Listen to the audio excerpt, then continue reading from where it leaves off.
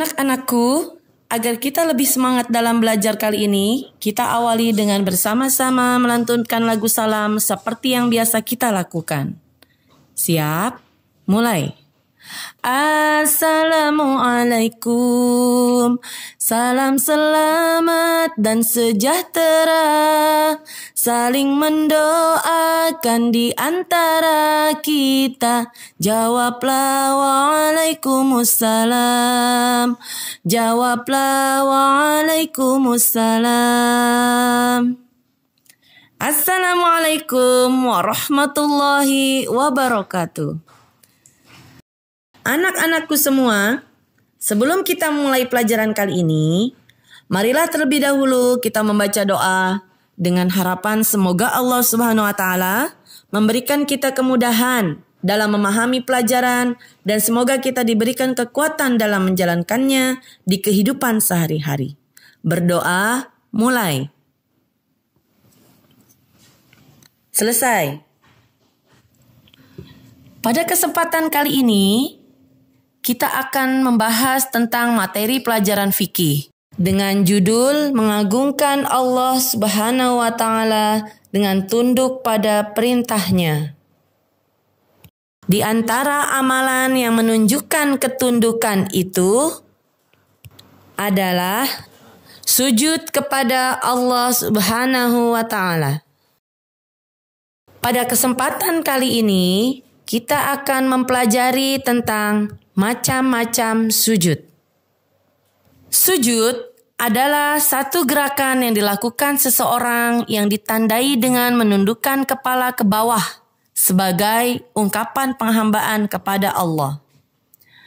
Di dalam firman Allah, Quran Surah Al-Hijr ayat 99 disebutkan, "Wa'bud rabbaka hatta ya'tiyakal yaqin," yang artinya, dan sembahlah Tuhanmu sampai yakin ajal datang kepadamu. Setelah mengetahui arti dari sujud, maka kemudian kita akan membahas tentang macam-macam sujud. Ada beberapa macam sujud yang dianjurkan untuk dilakukan seorang muslim ketika terjadi hal-hal tertentu. Misalnya, ketika memperoleh kabar gembira, seseorang dapat melakukan sujud syukur. Demikian juga ketika membaca Al-Quran lalu menjumpai ayat sajadah, maka ia disunahkan untuk segera bersujud yang dinamakan dengan sujud tilawah dan lain sebagainya. Secara umum, selain sujud yang ada di gerakan sholat, terdapat beberapa jenis sujud lain, yaitu sujud syukur, sujud tilawah, dan sujud sahwi.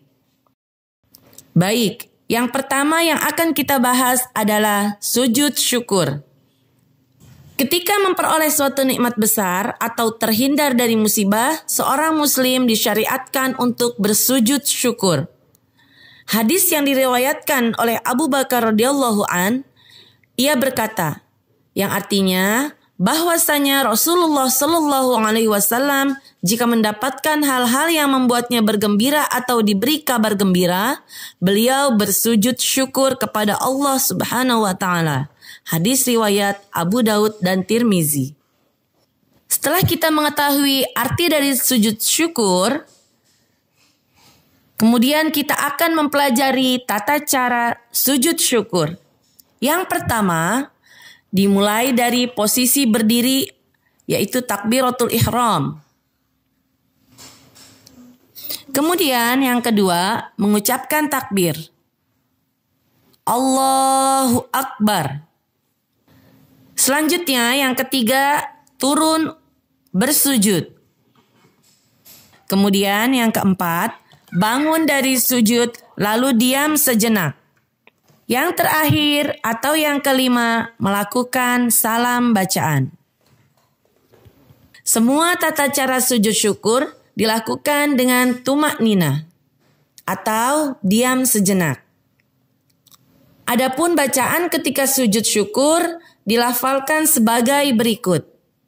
Sajada wajhiya lilladzi khalaqahu wa sawwarahu wa syaqqa sam'ahu wa basarahu bihaulihi wa quwwatihi fatabarakallahu ahsanul khaliqin. Yang artinya, Wajahku bersujud kepada penciptanya, yang membentuknya, yang membentuk pendengaran dan penglihatannya. Maha suci Allah sebaik-baik pencipta. Setelah kita memahami tentang sujud syukur dan tata caranya, kemudian kita akan mempelajari tentang sujud tilawah. Sujud tilawah dilakukan ketika sedang membaca ayat suci Al-Quran, baik itu sedang sholat atau di luar sholat, kemudian menjumpai ayat sajadah, maka ia disunahkan untuk melakukan sujud tilawah. Lalu, apa itu ayat sajadah? Ayat sajadah adalah ayat-ayat dalam Al-Quran yang menunjukkan perintah bersujud. Lazimnya, di mushaf Al-Quran ada tanda tertentu seperti tulisan kata sajadah, dengan tulisan Arab di pinggir halaman yang sebaris dengan ayatnya, atau adanya gambar seperti kubah kecil di akhir ayat. Siapa saja yang membaca atau mendengar lantunan ayat sajadah ini dianjurkan untuk bersujud tilawah. Dasar sujud tilawah.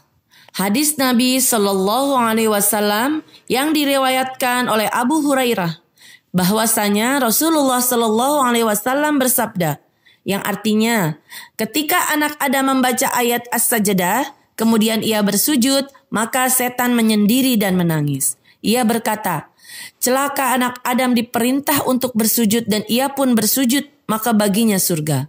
Dan aku telah diperintah untuk bersujud namun aku menolak, maka bagiku neraka. Hadis riwayat Muslim. Adapun tata cara sujud tilawah dapat dilakukan dengan urutan sebagai berikut. Yang pertama, dimulai dari posisi berdiri menghadap kiblat. Kemudian takbiratul ihram. Setelah melakukan takbiratul ihram, kemudian turun sujud. Kemudian bangun dari sujud lalu diam sejenak. Kemudian meneruskan sholat. Jika sujud tilawah dilakukan dalam sholat. Atau melakukan salam jika sujud tilawah dilakukan di luar sholat. Bacaan sujud tilawah dapat dilafalkan sebagai berikut. Sajada wajhiya lilladzi khalaqahu wa sawwarahu wa syaqqa sam'ahu wa basarahu bihaulihi wa quwwatihi. Artinya, aku meletakkan wajahku bersujud kepada Tuhan yang menciptakannya, membentuknya, menyusun pendengarannya, penglihatannya dengan kekuatan dan kuasanya. Berikutnya, daftar ayat-ayat sajadah. Di dalam Al-Quran ada 15 yang termasuk ayat-ayat sajadah. Yang pertama, Surah Al-A'raf ayat 206. Kedua, Surah Ar-Ra'du ayat 15. Ketiga, Surah An-Nahl ayat 49. Keempat, Surah Al-Isra ayat 109. Kelima, Surah Al-Hajj ayat 18. Keenam, Surah Maryam ayat 58. Ketujuh, Surah Al-Hajj ayat 77. Kedelapan, Surah Al-Furqan ayat 60. Kesembilan, Surah An-Naml ayat 25. Kesepuluh, Surah As-Sajdah ayat 15. 11, Surah As-Sad ayat 24. 12, Surah Fussilat ayat 38. 13, Surah An-Najm ayat 62. 14, Surah Al-Insyiqaq ayat 21. 15, Al-Alaq ayat 19. Yang ketiga, sujud sahwi. Jika sujud syukur dan sujud tilawah tidak berkaitan erat dengan sholat, maka sujud sahwi harus disebabkan karena perkara lalai ketika mendirikan sholat. Dalam bahasa Arab, Sahwi artinya lupa. Karenanya, jika seorang muslim lupa mengenai gerakan sholat yang ia kerjakan, ia disunahkan melakukan sujud sahwi. 5 sebab sujud sahwi. Yang pertama, meninggalkan sunnah ab'ad. Contohnya, kunut, tasyahud awal, salawat pada Nabi saat tahiyat, salawat pada keluarga Nabi saat tahiyat akhir, dan duduk tasyahud awal. Yang kedua, lupa melakukan gerakan tertentu dalam sholat. Yang ketiga, memindah rukun qauli atau ucapan bukan pada tempatnya. Misalnya, membaca Al-Fatihah saat iktidal. Yang keempat, ragu dalam hal sunnah ab'ad. Misalnya, seseorang ragu apakah telah duduk tasyahud awal atau belum. Yang kelima, ragu jumlah rokaat. Misalnya, ia bingung telah sampai rokaat kedua atau sudah ketiga. Maka hitungannya harus mengambil rokaat kedua. Sehingga ia wajib untuk menambahkan 1 rokaat lagi. Dan sebelum salam ia disunahkan melaksanakan sujud sahwi. Hukum melakukan sujud sahwi. Hukum sujud sahwi adalah sunnah muakkadah atau anjuran yang amat ditekankan sebagaimana sabda Nabi Muhammad SAW yang artinya, ketika kalian ragu, tidak ingat apakah telah melakukan sholat 3 rakaat atau 4 rakaat, maka buanglah rasa ragu itu dan lanjutkanlah pada hal yang diyakini atau hitungan 3 rakaat dan hendaklah melakukan sujud 2 kali sebelum salam. Jika sholat tersebut sempurna, maka tambahan 1 rakaat dihitung pahala baginya. Dan 2 sujud. Jika sholat tersebut sempurna, maka tambahan 1 rakaat dihitung pahala baginya. Dan 2 sujud merupakan kesunahan baginya. Jika ternyata sholatnya memang kurang 1, maka tambahan 1 rakaat menyempurnakan sholatnya. Dan 2 sujud itu untuk melawan kehendak syaitan. Hadis riwayat Abu Daud. Adapun tata cara melakukan sujud sahwi adalah sama seperti sujud dalam sholat pada umumnya. Namun, sujud sahwi dilakukan 2 kali, dipisah dengan duduk sejenak. Setiap kali turun dan bangkit dari sujud disyariatkan membaca takbir.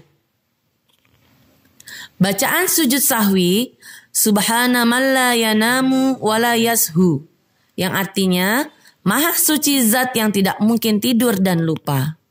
Hikmah sujud syukur, sahwi, dan tilawah. Ada beberapa pelajaran berharga yang dapat dipetik dari ketiga sujud tersebut. Antara lain, A. Manusia tidak boleh sombong dan angkuh walaupun punya kelebihan. B. Memahami bahwa setiap orang pasti pernah berbuat salah. Apabila seseorang mengakui kesalahan dan minta maaf, maka kita hendaknya memberi maaf. C. Manusia tempatnya salah dan dosa, sehingga ketika melakukan kesalahan, hendaknya segera meminta maaf. D. Lebih menghayati bacaan dan makna Al-Quran. E. Mendekatkan diri kepada Allah Subhanahu wa Ta'ala. F. Mensyukuri nikmat yang telah diberikan oleh Allah Subhanahu wa Ta'ala. G. Memperoleh kepuasan batin berkaitan dengan anugerah yang diterima dari Allah Subhanahu wa Ta'ala. H. Memperoleh tambahan nikmat dari Allah Subhanahu wa Ta'ala dan selamat dari siksanya. Baik anak-anakku, demikianlah pembelajaran tentang macam-macam sujud. Semoga kita dapat memahami dan mempraktekkannya dalam rangkaian ibadah kita kepada Allah Subhanahu wa Ta'ala. Sekian dari Ustazah. Wassalamualaikum warahmatullahi wabarakatuh.